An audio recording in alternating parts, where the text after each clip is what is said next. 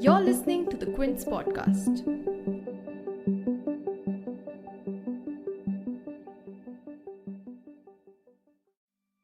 The RBI's unscheduled hike in repo rates on 5th May confirmed that the central bank was behind the curve in controlling inflation. And now new data released by the National Statistical Office on 12th May shows exactly how behind. Retail inflation in India soared to its highest since May 2014 to 7.79% in April, almost double the RBI's mandate of 4% and above the bank's estimates for the fourth straight month. Here are a few numbers to indicate the current state of inflation. Food price inflation is at a 17-month high of 8.38%. Rural inflation is at a staggering 8-year high at 8.38%, and urban inflation at 7.09% is at its highest in 18 months. While the war in Ukraine and consequent rise in fuel prices is a significant factor in the spike, April's high inflation, according to many media reports, is not one-off.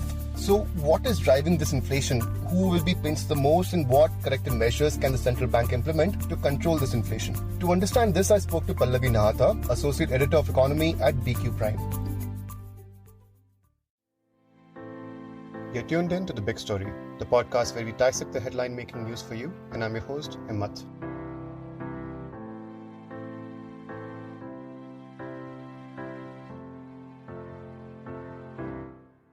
So Pallavi, thank you so much for coming on the podcast. It's always a pleasure speaking to you.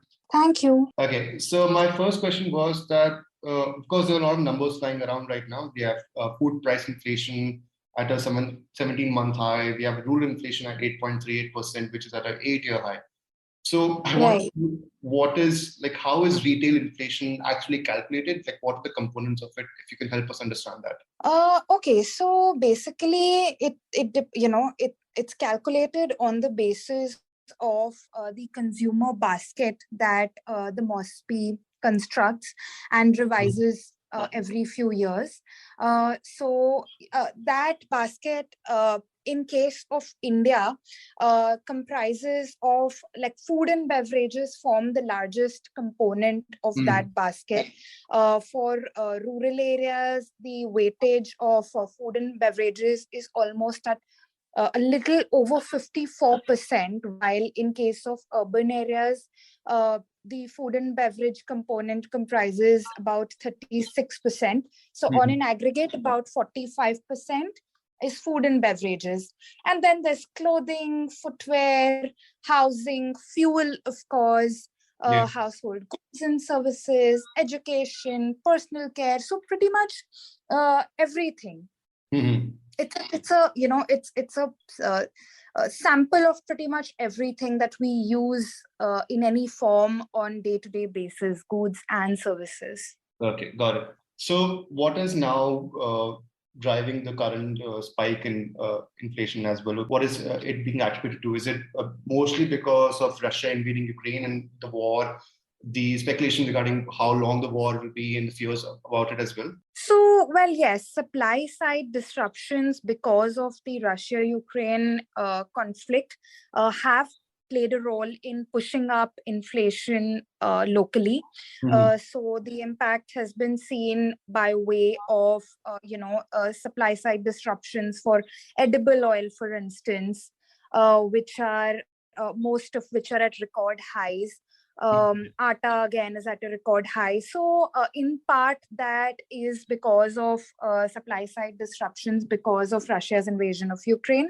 And otherwise, the rise is, because of the rise in global commodity prices, again, one of the factors of which is the Russia-Ukraine conflict.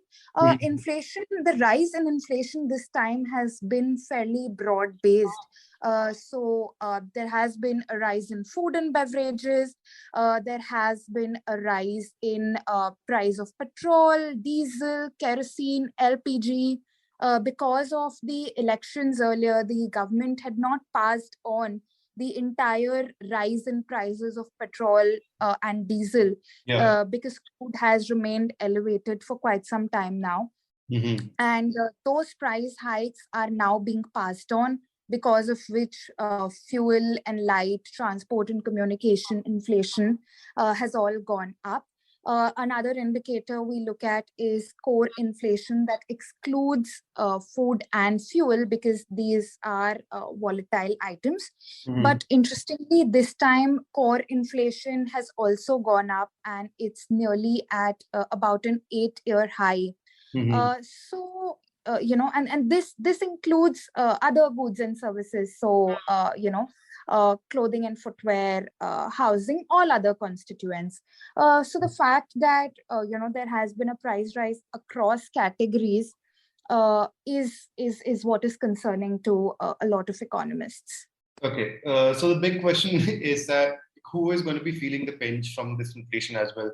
Like in your piece, you mentioned that rural inflation impact and rural India impact and urban India impact as well. And also, can you also help us understand the states where inflation is going to hit the most? So inflation is, and it has been above the RBI's upper bound of 6%. Since January now, and this has been the fourth straight month that it has been above that upper bound of 6%.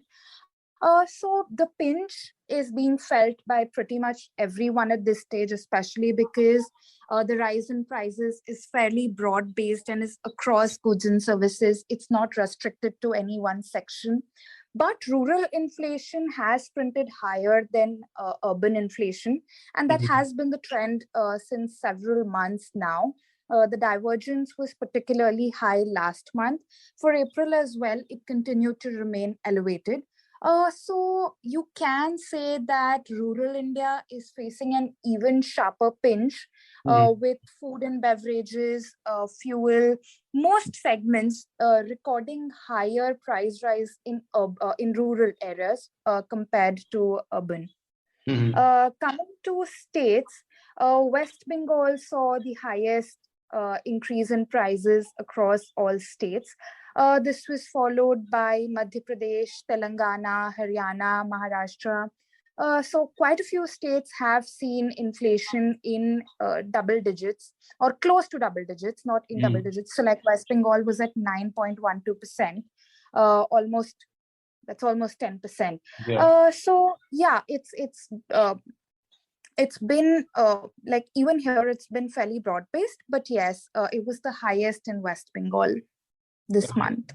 So just past last week, the RBI also hiked the repo rate by an awesome 40 basis points as well, and there have been speculation by experts that they will go back to their pre-pandemic levels as well. So there may be an expectation of an increase in repo rate again of about 70-75 basis points. So do you expect that to happen in the next few months, coming few months, because that is one of the ways that the RBI actually controls inflation as well? Right. So most economists do expect a rate hike in the next Monetary Policy Committee meet, which is scheduled for June.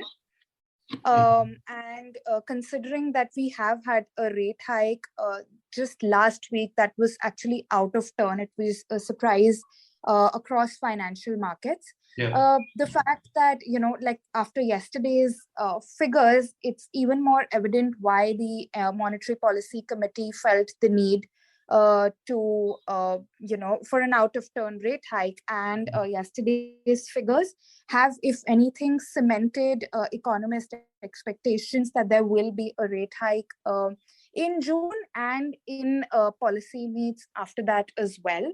There is, most economists, like you said, do expect a return to pre-pandemic rates.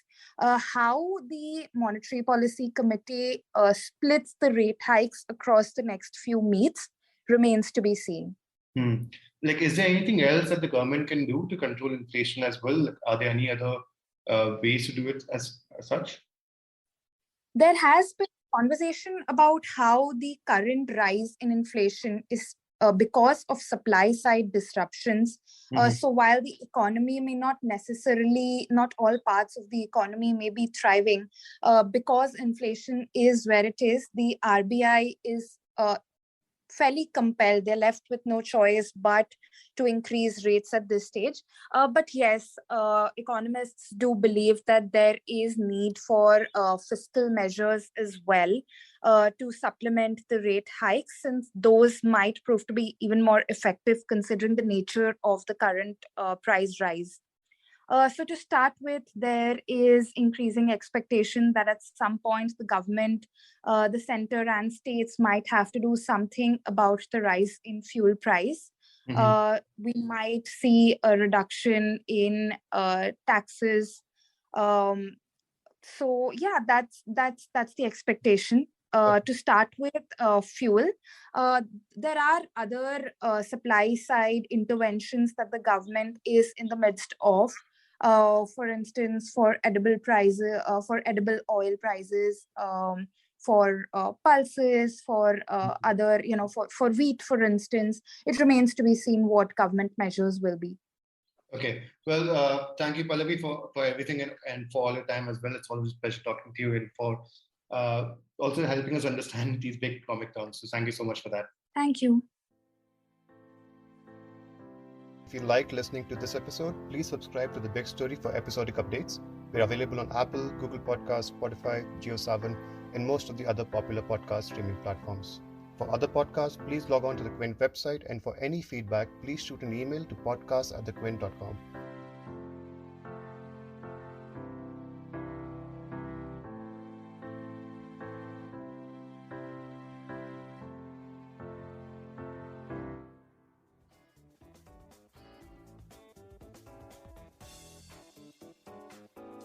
Thanks for listening.